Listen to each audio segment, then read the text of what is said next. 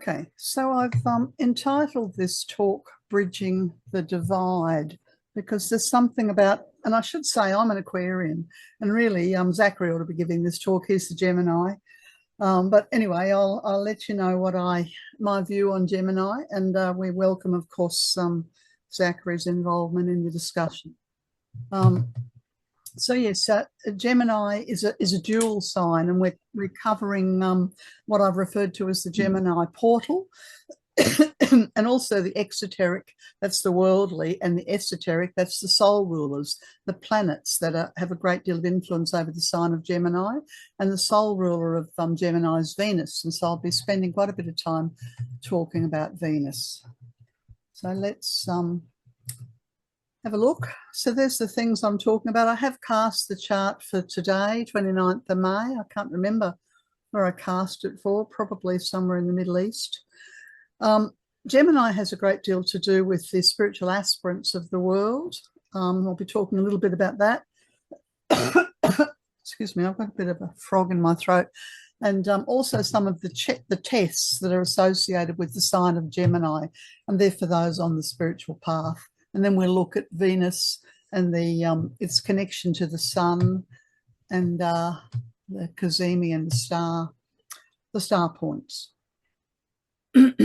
Okay, so when you look at the sign of Gemini, I think it's very visually obvious that it's a dualistic sign. And yet this particular motif, it looks quite like a doorway to me, if you look at it straight on. But if you were to lie it down horizontal, well, then you might think of it as a bridge. And I think that Gemini is both a doorway and a bridge. From the esoteric perspective, there are certain signs of the zodiac that build what we refer to as the rainbow bridge. And that's the pathway that is energetic through our aura and through the inner realms that links the personality in the body through the soul to the immortal self, the monad. And Gemini is one of those signs that helps create and build this bridge. So it is both a bridge and a portal.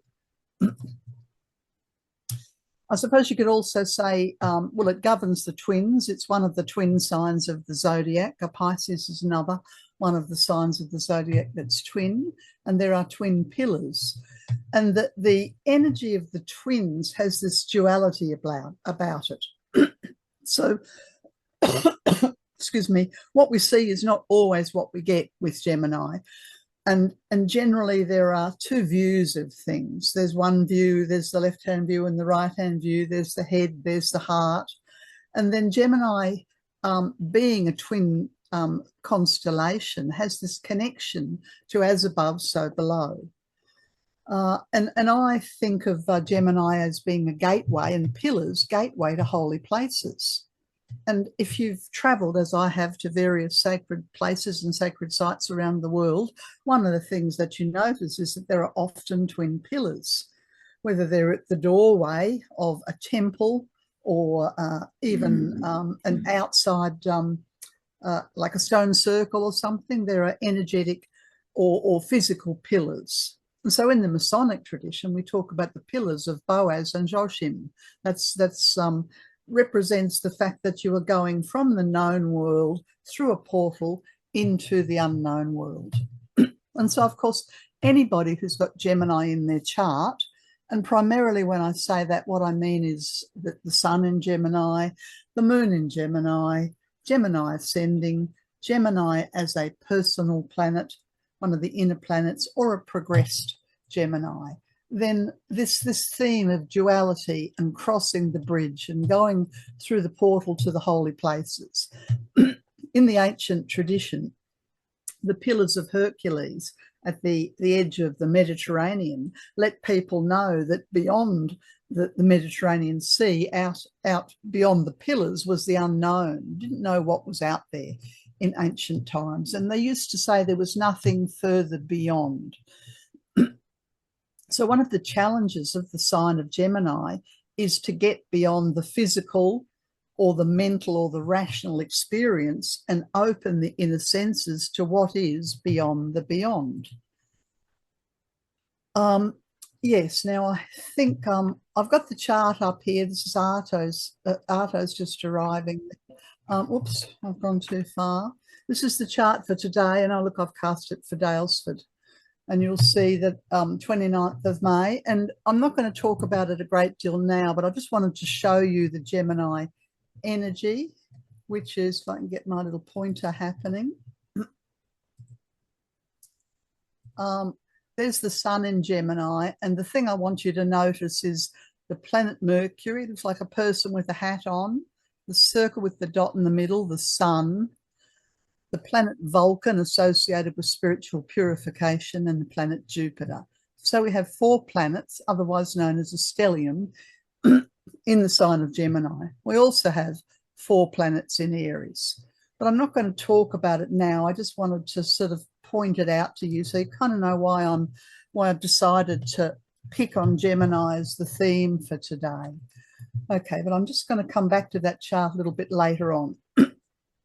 What I wanted to talk about now are the world aspirants. So if you think about that path that goes from the known world through the portal to the unknown world, well, then esoterically, we're trying to move from the mutable signs of the zodiac, that's Gemini and Sagittarius and Virgo and Pisces, on the mutable wheel, across the bridge to get to the fixed signs, that's Taurus and Leo and Scorpio and Aquarius.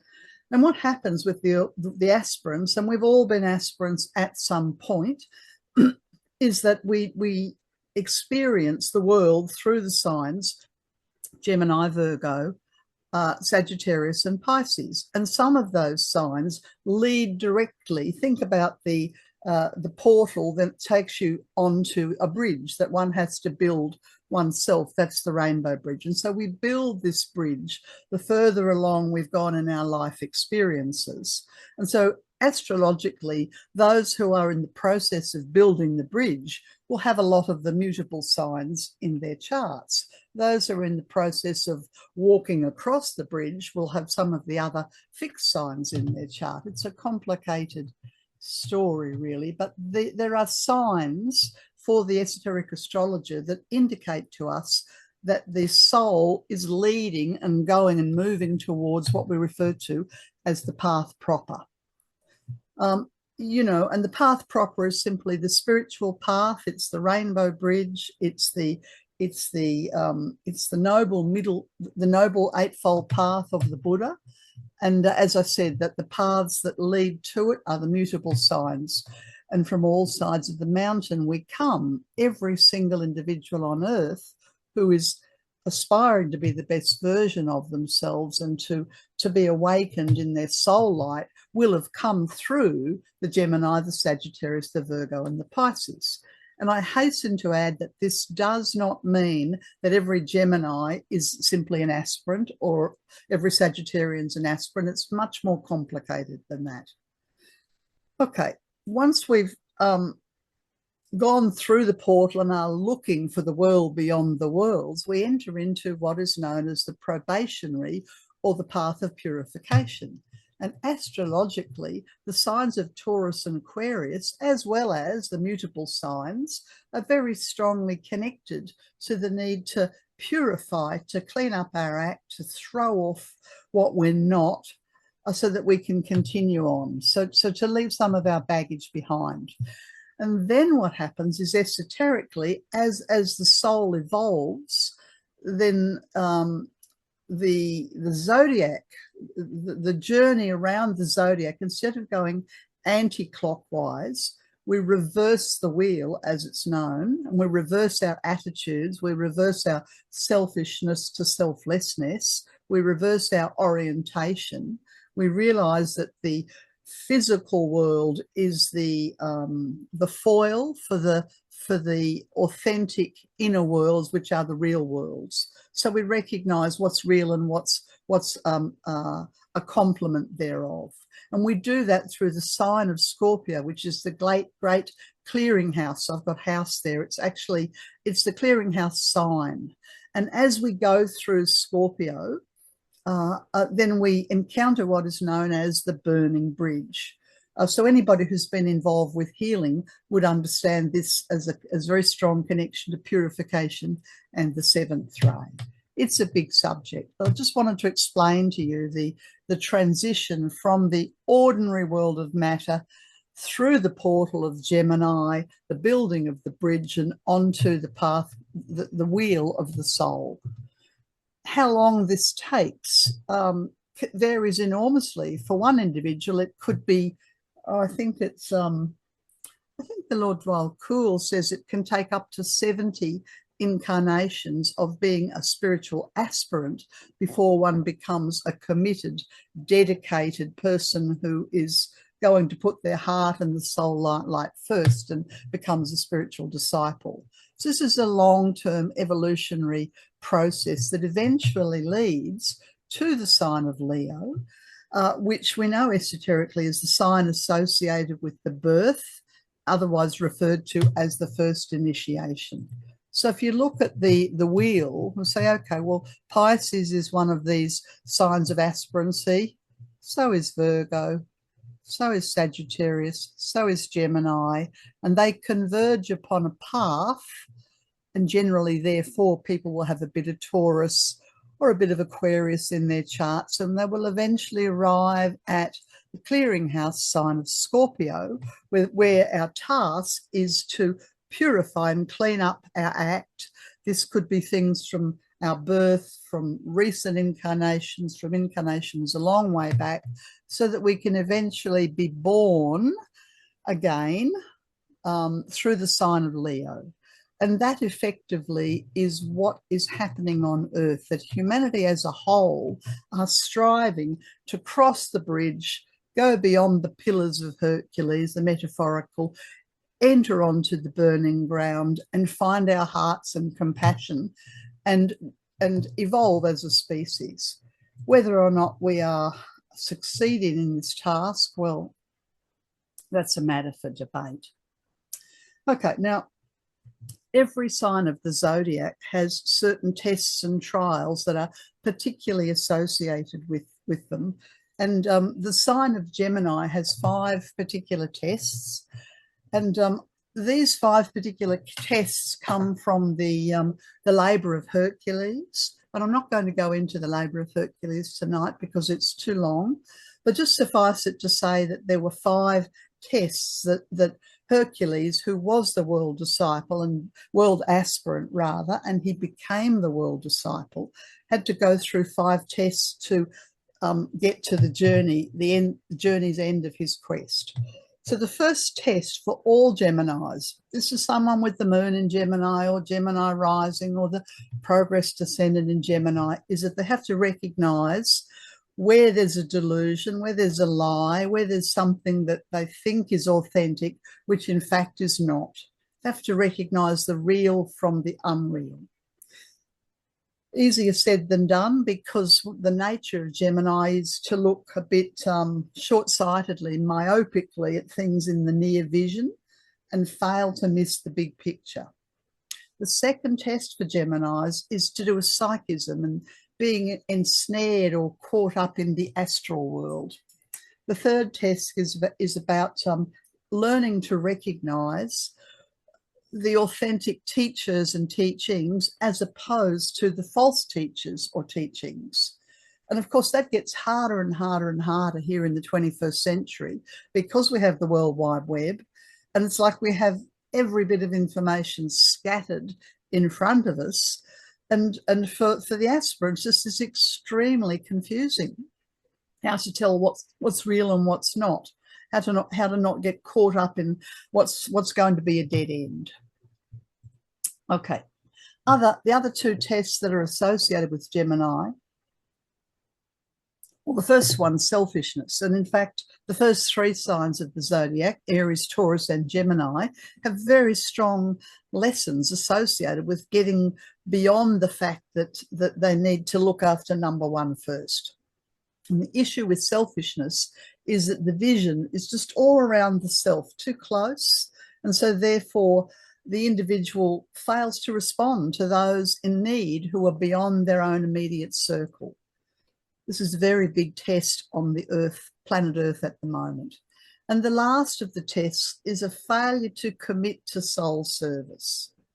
What I mean by that is that we can do things that the personality wants, that the ego wants, but then there are tasks or directions or purpose that come from the heart of your soul and my soul and everybody's soul. And a commitment to that, and to make soul service number one rather than at the end of your list, and you might get around to it or you might not. This is the enormous challenge, the failure to commit, because Gemini, being a twin sign, being a mutable sign, gets extremely distracted. And so it's very, very easy to have a great ideal and to think you've made a commitment and then fail to follow through. Yeah, so this is a very important 5 tests of Gemini that, of course, are happening now in 2025 to certain souls who are aspirants on the spiritual path. Okay, let's talk a little bit about the rulership. Gemini is ruled by Mercury. That's the exoteric ruler. And you'll see Mercury there pretty close to the sun. Yeah, and then it's ruled esoterically by Venus. Yeah, and so we have Mercury, Venus, then here's the Earth. Okay, so the traditional ruler of Gemini, Mercury, means all the things that you were taught in primary school, the writing and the arithmetic, you know, the practical, mundane things that we need to function in the material world. And all of those things are stored in one aspect of the brain, which we refer to as the lower mind, in the aura, sorry, the lower mind. And you know, the mind being quite mercurical, quite fixated on words and logic, can easily trick us, you know, and we don't quite necessarily know what facts we should be keeping or what we should discard. Think about all the things that you learned in school, as opposed to what about of that information you've retained that is valuable and useful in your life now. So the mind loves to be in control. It uses words or logic or the rational or the tangible to exert its control.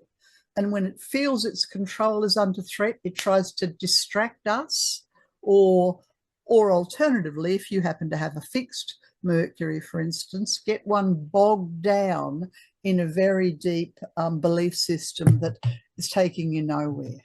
Now, for all the incarnations that we've had while we have been evolving on the mutable cross, when we haven't been aware of our soul, Mercury has, and the moon, but Mercury's had a very strong capacity to control us through the mind. And so when we go through the portal and find the bridge and begin building the bridge to our higher self, then what happens is that the Mercury in your natal chart, in your life, starts to feel very threatened, because it's losing the capacity to control you. And what happens then is that the battle is set up within oneself between the lower mind, which is governed by Mercury, and the higher mind, governed by Venus, which is the esoteric ruler of Gemini. Okay, so there are many things that we can do, not the least of which, and probably the most important, is meditation, in order to strengthen our intuition, acts of compassion and service, actively collaborate. Collaboration is a wonderful Gemini word.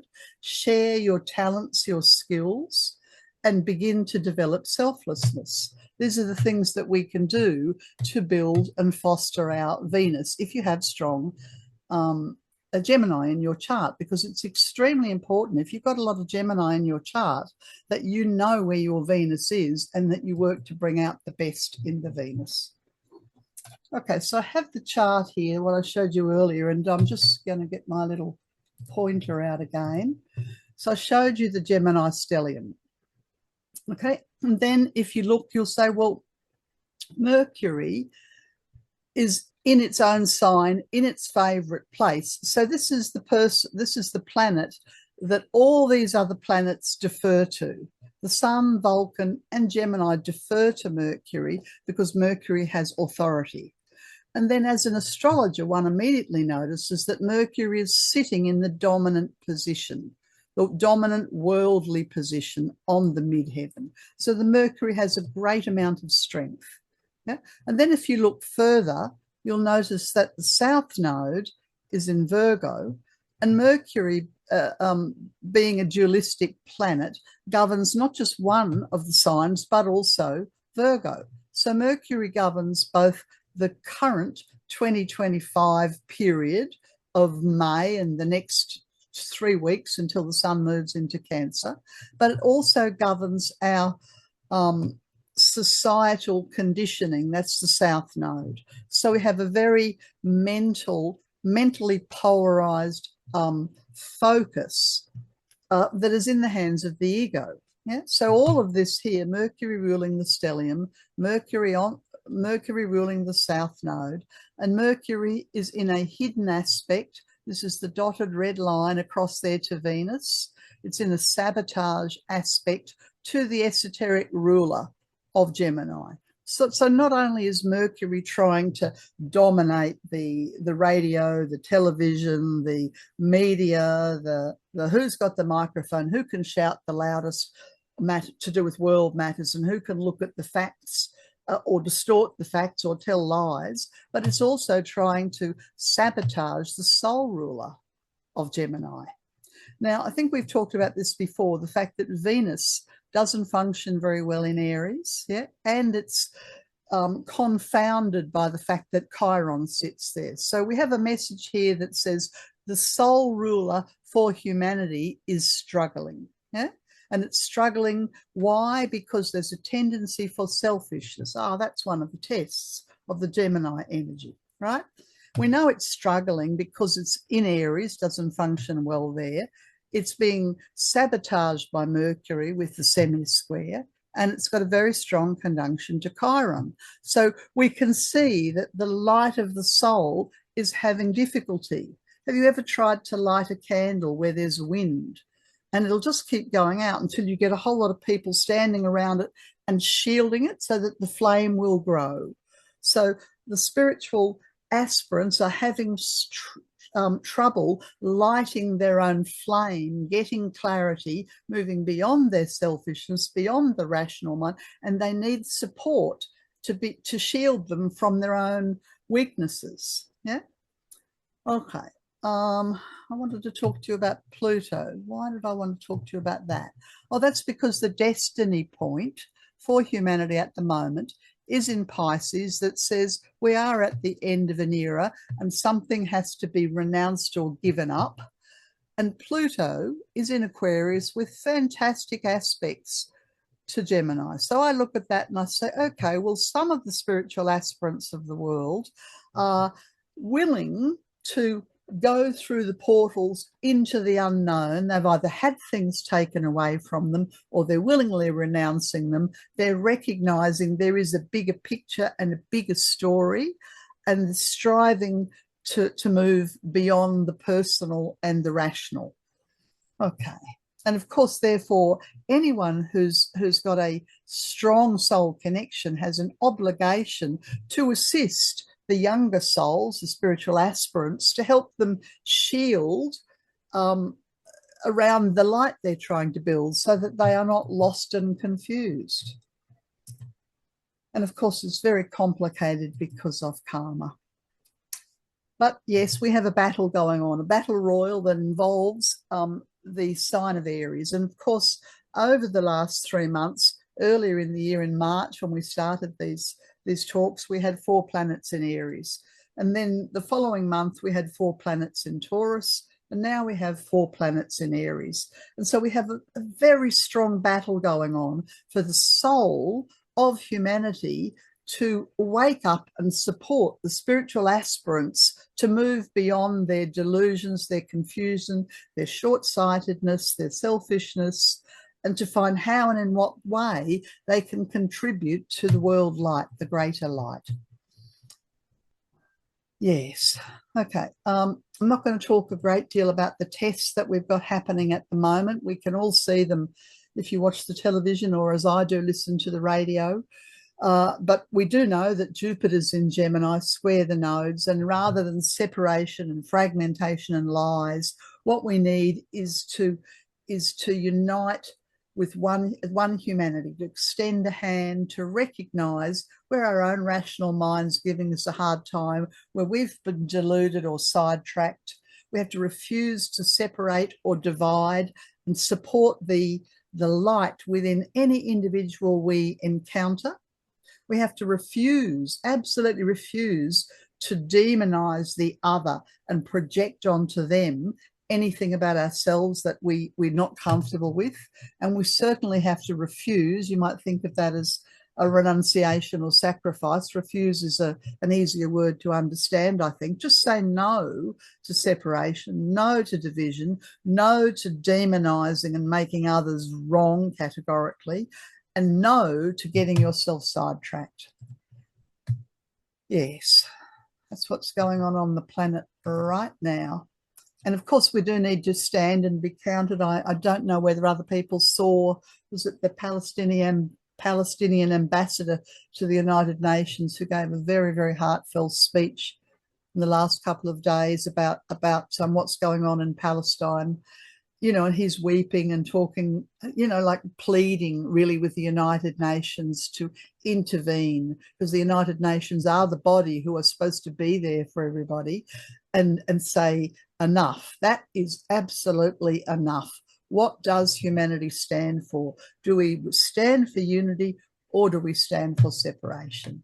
And we can do it individually, but we also have to recognize that there's something larger happening all around us, and that we can't, you know, there's a karma being played out nationally, culturally, all over the place.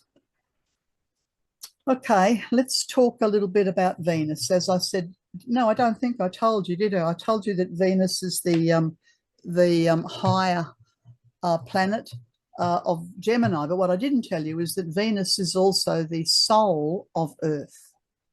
That's the most important thing I've said so far. The planet Venus represents the soul of humanity. Yeah. The Egyptians knew this. Yeah, there's a beautiful, beautiful image there from Peter Christensen decades ago. How can you strengthen the Venus in your life? Well, I can't think of anything better than working with 17 Steps of Perfection, the meditation book by the lady Ananditara Shan, and focus upon the qualities of Venus, which are love, goodness, and loyalty. The link to where you buy that book is at the end of the PDF that you can download from the website.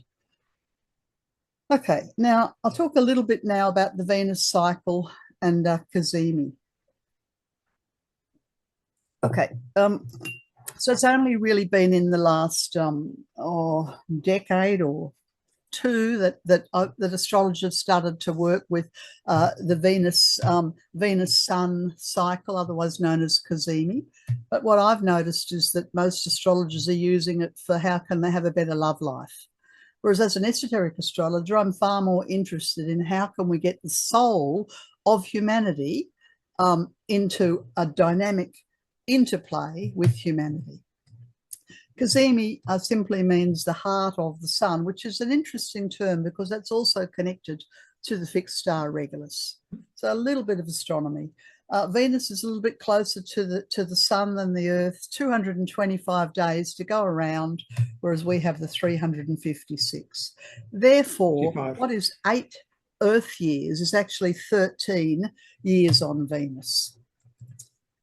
Okay, now what happens as Venus does its dance around the sun is that it creates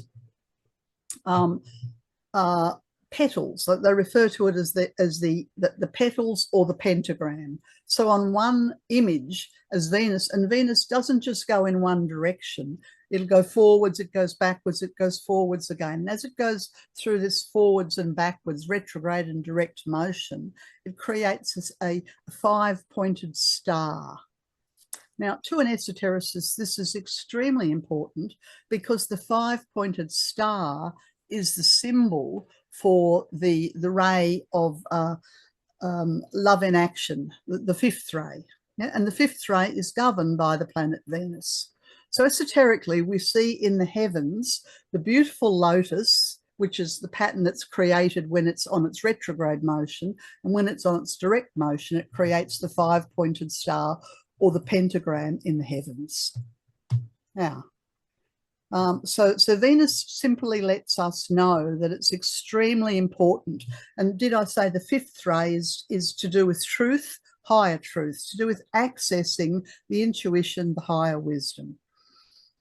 Okay, now every time Venus, this is a little bit complicated and I won't have a lot of time to go into it, but every time Venus slows down, goes in a retrograde motion and back again, it stops at a particular point. And once every 100 years, there are 5 signs or 5 constellations where Venus stops before it begins to move in the other direction.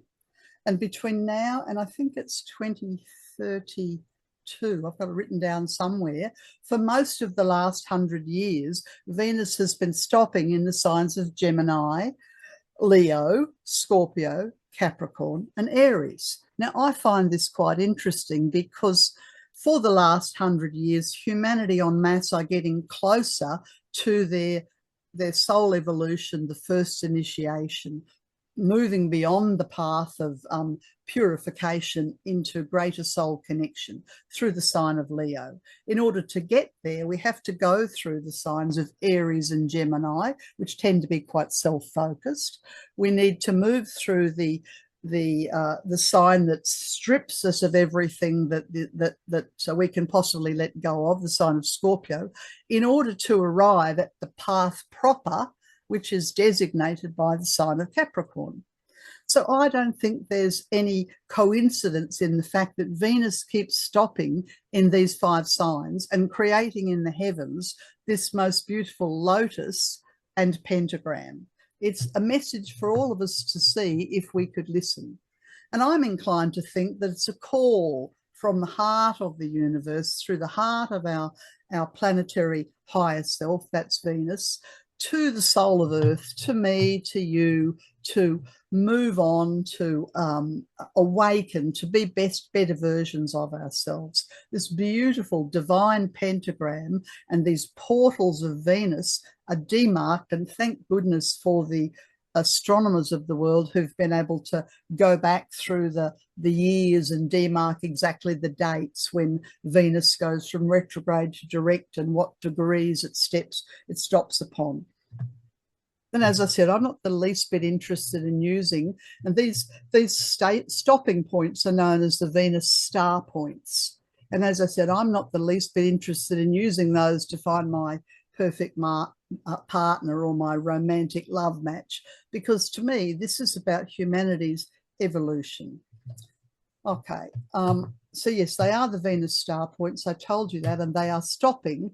Now, they have been stopping in Scorpio, Leo, Gemini, Aries, and Capricorn in roughly the same degree. I think, well, my mathematics is not that great, my astronomy, roughly the same degree for about 100 years, and then they slowly retrograde.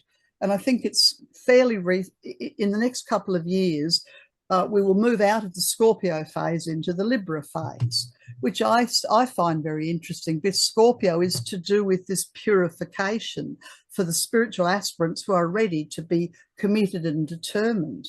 And then the sign of Libra is associated with many things, not the least of which is the energy of Shambhala, which of course is a whole other story.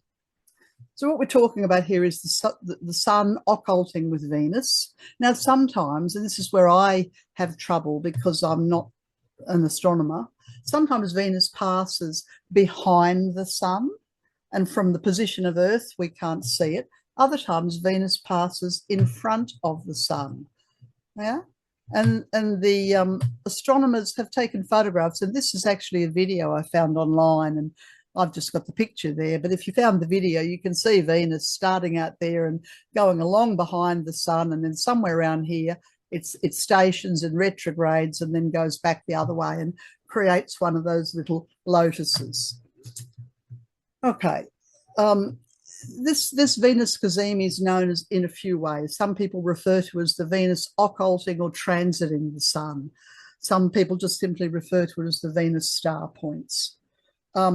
for reasons that I don't understand astronomically, only twice in a century does Venus cross in front of the sun.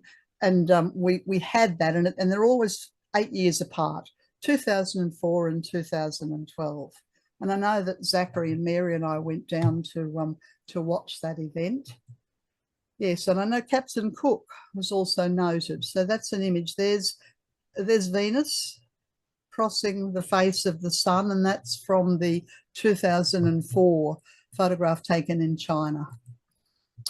Okay, I'm running out of time here. So this beautiful diagram of the cosmic pentagram is created by the morning star and the evening star. And I look at this as Gemini being a dual sign, and a portal and a bridge is trying to create a relationship between the worldly Venus, which you can see here on the right, and the holy Venus, shall we say, known as Minerva, who really stands for wisdom, Pallas Athena, there on the left. And so I think it's about lifting us from the physical, sensual Venus into the esoteric Venus. And this is what all of us are doing. And there's the date I couldn't remember. And 2026 is the last time that the cazimi, or the star point, happens in Scorpio. Now, you know, if you go in and wash your car in a car wash, you put your money in the slot, and you choose how much you want to spend, and it'll tell you you've got 8 minutes or 10 minutes or 15 minutes. Then you sit there while it does the sort of the cleaning, gets rid of all the mud, buffs and polishes, and the final rinse. I look at this last star point as the final rinse, 23rd of October 2026, given that the cazimi has been in Scorpio for the last 100 years, approximately 1926 through to 2026. So that's it. Our time for cleaning up our act is over. And then after a 4-year break, we have the new cazimi cycle starting in Libra, which has this connection, to the way I look at it, into the Shambhala portal. And this is a whole other story associated with the will of God. So I think about all of this as Venus calling us, a bit like a caller from a bush dance. And does humanity respond? It's a dance. There's a call and response, and a call and response. We refer to this esoterically as invocation and evocation. And literally in the dates where we are now, in 2022, the call went out through the sign of Libra, the end of Libra, which I think is either to aspirants who are very young aspirants or to the disciples. Another call went out, and these calls are coming from the star points when Venus stops, probably behind the sun, I suppose. And the call in 2023 was in Leo. Well, to me, that is a call to those probationary disciples, those who are in the process of birth, or the soul is very closely connecting into them. And of course, the call's to all of us, but I'm inclined to think that there's a call particularly to certain people according to where they are in their development on the spiritual path. The call that we've had last year, 2024, was in the cross quarters, the critical degree of the middle of Gemini. To me, that is, come on, world aspirants, get it together, move forward, see what's true and real. We've had a wake-up call. The fourth call in March this year was in the 3rd degree of Aries, which is primarily a call to the world aspirants again. And the next call we have, or the next Venus star point, is very early in 2026, and it falls in the sign associated with the path of discipleship. That's Capricorn. And so I think this is a call to the world disciples, those who already have the soul energy dynamically active in their life. And I'm wondering whether it's the Board of Karma who are actually getting involved there. And these 5 invocations and evocations in the period that we're in at the moment, to my mind, seem to fit with those 5 tests or challenges associated with Gemini and the world aspirants, and Hercules, the world aspirant. And so I think the message is, how many of humanity want to be involved in a planet where there's love, a planet where there's higher truth, a planet where there's selfishness? How many people want to join the dance? And how many are deluded or confused or lost or can't find their way out? Venus calls us to liberate, calls us to expand so that we can make the best of the planet that we live on, requires us to shine the light on the things we've been obscuring from ourselves. And when that happens, when we get enough of the truth and the light, then what happens is eventually we end up from the 5-pointed into the 6-pointed star. And the 6-pointed star is a symbol for Israel, which of course is going in the opposite direction, so it appears to me, not the Israeli people, but the government of Israel. But it's also associated with the soul-infused personality, a degree of cooperation between the higher self and the lower self. And that is the purpose of the sign of Gemini. Soul planet of Earth, 5th ray, love in action, 5-pointed stars. And who is it who's calling us? The call is coming from the heart of the holy ones, from the heart of the 5th and the future Buddha of Earth, the Lord Maitreya. And the tests and the challenges, as I said before, are blindness, delusion, psychism, astral ensnarement, false teachers' teachings, plain old selfishness, refusal to help, or a failure to serve in a way that doesn't benefit the individual. All of those that I told you before, I just wanted to point out that the 4th one, the one that's occurred around about the time that they stopped allowing the food and the aid into the Middle East, was the 4th call.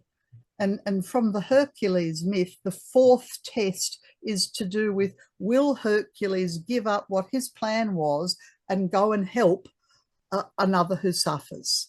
Yeah, go and help. And so humanity has had literally, you know, what is it, 8 weeks ago, a bit more, the very strong call to give up selfishness and go and help. And we have been seeing some of that. Yes, so we have the 4th call, the call of distress, to do with the blockade, which was the 19th of March, very, very close. The blockade was actually the week before. There's Venus. You see Venus here. And we talked about this earlier in the year. There's Venus on the star point. Yeah, she's been going retrograde, yeah, right on the exact degree of the sun, in the 3rd degree of Aries, excuse me, and the symbol for the 3rd degree of Aries is a cameo profile of a man in the outline of his country. And immediately when I read that, I thought, my goodness, somehow or other, what our nation does, we end up holding some of the karma for that. If the Israeli people would throw Netanyahu out, yeah, there would be less karma. Yeah, there's national karma for Israel and for all those who support Netanyahu. And the other thing that I realized, we've been looking at Mars in Cancer for a little while, and I suddenly realized that Mars is sitting in the degree of one of the twins. This is Castor and Pollux, who a few thousand years ago fell in the sign of Gemini, the twins. And now, because of the precession of the equinox, Castor here, who is the mortal twin, falls in the 21st degree of Gemini, and Pollux is a couple of degrees after that. So what we have playing out on the world stage is the Hercules myth and the 4th test and the Gemini issues. And we watch, but we also have our own tests and trials and tribulations to do with the sign of Gemini. Yes. Okay.